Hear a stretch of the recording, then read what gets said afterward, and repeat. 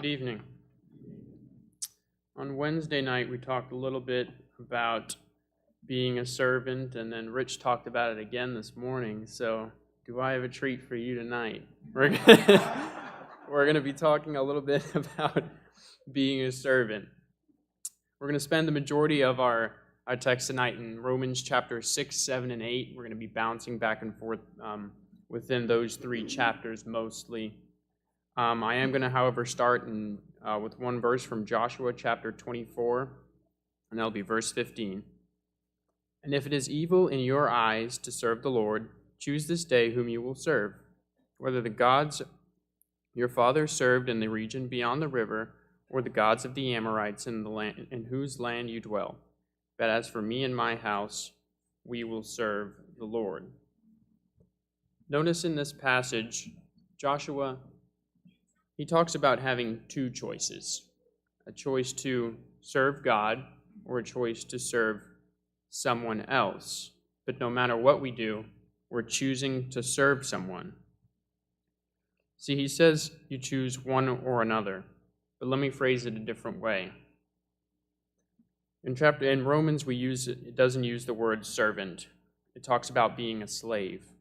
So let me ask you, would you rather be a slave to sin or a slave to God? Would you rather be a slave to yourself or a slave to righteousness? Romans chapter 6, let's start in verse 16 and go down through 18. Do you not know that if you present yourselves to anyone as obedient slaves, you are slaves of the one whom you obey, either of sin, which leads to death, or of obedience, which leads to righteousness? But thanks be to God that you who were once slaves of sin have become obedient from the heart to the standard of teaching to which you were committed, and having been set free from sin, have become a slave to righteousness. Again, these are two options. Now, there is only freedom in the option that you get to choose, but you still serve no matter what. And we hear this choice and we think, well, it's an obvious choice, right? I'm going to choose to serve God, and I'm going to choose to devote my life to God, but it's difficult because in that choice we make that choice against ourselves.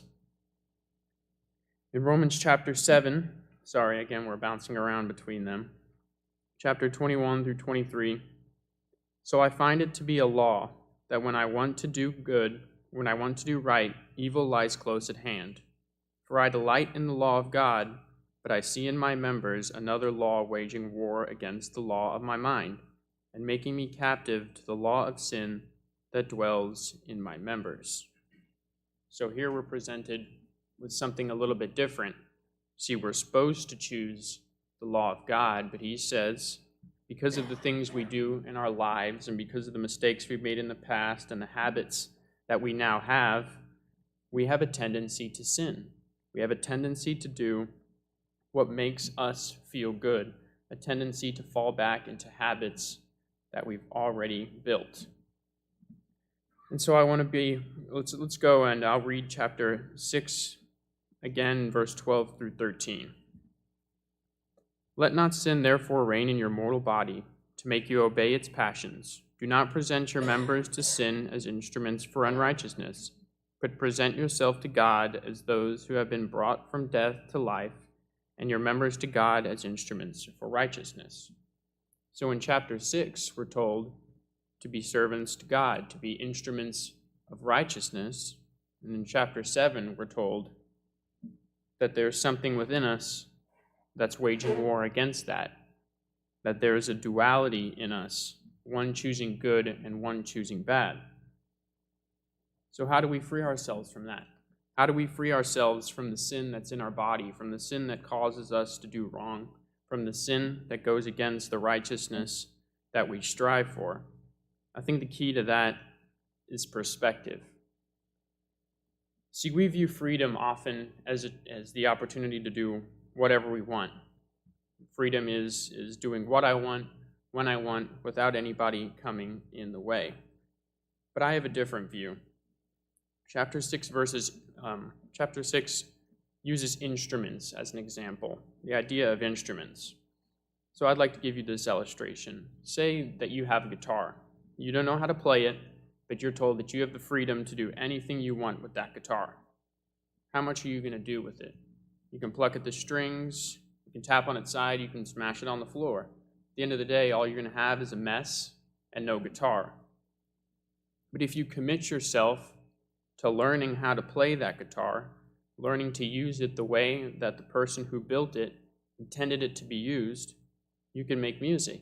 And when you can make music, you can create something beautiful. You see, the world has taught us to disdain the laws of God. It's taught that these are laws that tie us down, that put a damper on us, that oh, we can't have fun, or I can't do this, or I can't do that, and I'm suffering so much because I'm serving God. But this isn't the way that it is. This has led us astray. When we're with God, it's the same as with that guitar. When we learn to live by the laws of God, only then are we free, because then we have healthy relationships. Then we can communicate with each other and love each other, and we can have spouses and children and strong families, and we can have a family here who supports us, who uplifts us, and we can teach each other. And when we need other people, we can ask for help, and when they need us, we'll be there for them. See, it's only when you submit to God's law that you're free. And although for many years we've thought we were free without it, I think that it's more true that we're free with it. Because let me ask you this. What sounds like slavery to you? Death or life? See, with God we have eternal life, and that's the ultimate freedom.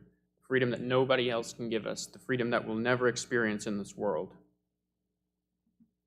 Let's go down, let's move into chapter 8. We'll read 15 through 17, we'll be in chapter 8 for the rest of this lesson. 15 through 17. For you did not receive the spirit of slavery to fall back into fear, but you have received the spirit of adoption as sons, by whom we cry, Abba, Father. The Spirit himself bears witness to our spirit that we are children of God, and if children, his heirs, heirs of God and fellow heirs with Christ, provided we suffer with him, in order that we may be glorified with him. See, again, we've become slaves to righteousness, but God says, do not view it that way. Because when you submit to righteousness, you become my son. You become my children, and you become my heirs, and therefore you will inherit all the freedom you can ever want for the rest of time. See, when God is with us, we have God's love, and we have God's strength, and we have the Spirit that intercedes for us when we sometimes don't know what to ask of God. But he knows what we need. Let's move down through verse 28. And we know that for those who love God, all things work together for good, for those who are called according to his purpose. So again, who do we think it's better to serve? God or the world? God or ourselves? It's easy to want to do what we want, what's easiest for us, what makes us feel good, whatever serves us best. And it's easy to make out like we have to suffer for God, that we have to sacrifice so much. But when we think of the strength and the support that God provides us, those things fall away, especially compared to the prize of eternal life. Let's read verses 35 through 37. Who shall separate us from the love of Christ? Shall tribulation or distress or persecution or famine or nakedness or danger or sword? As it is written, for your sake we are being killed all the day long. We are regarded as sheep to be slaughtered. No, in all things we are more than conquerors through him who loved us. See, even if it does become more difficult to be a Christian, even if life is harder, it's worth the reward. And there's nothing that we can't handle. God has made us conquerors of all that come in our way. See, in all things we have a choice. And Satan may try and trick us, and others may try and persuade us. But we'll always have comfort in knowing that none of them can actually do anything to us, because the choice will always be ours.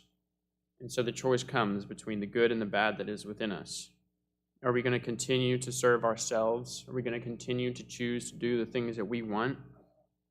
Or are we going to choose a more righteous nature? Are we going to choose to follow the Spirit, to follow God? But it's our choice, and there's nobody to blame but us. Nobody to make the choice but us.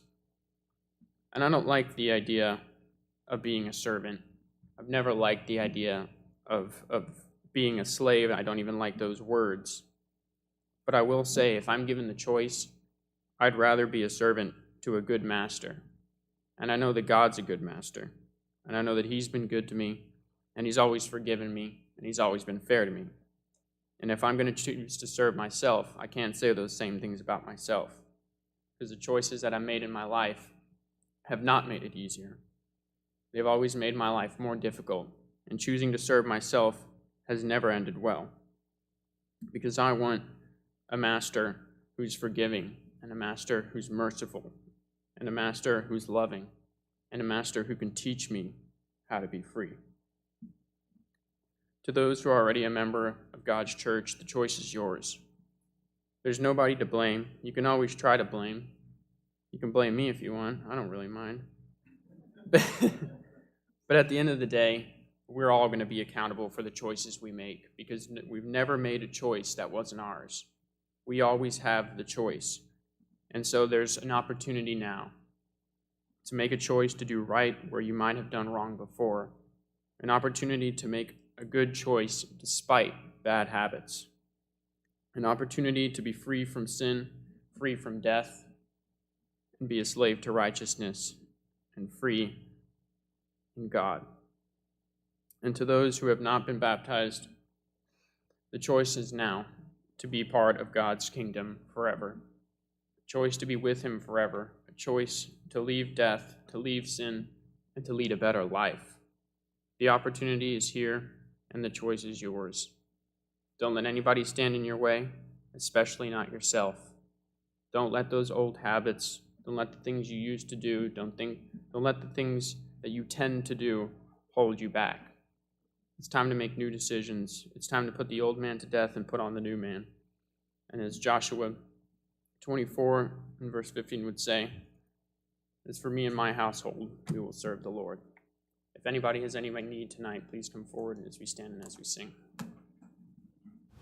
Redeemed, how I love to proclaim.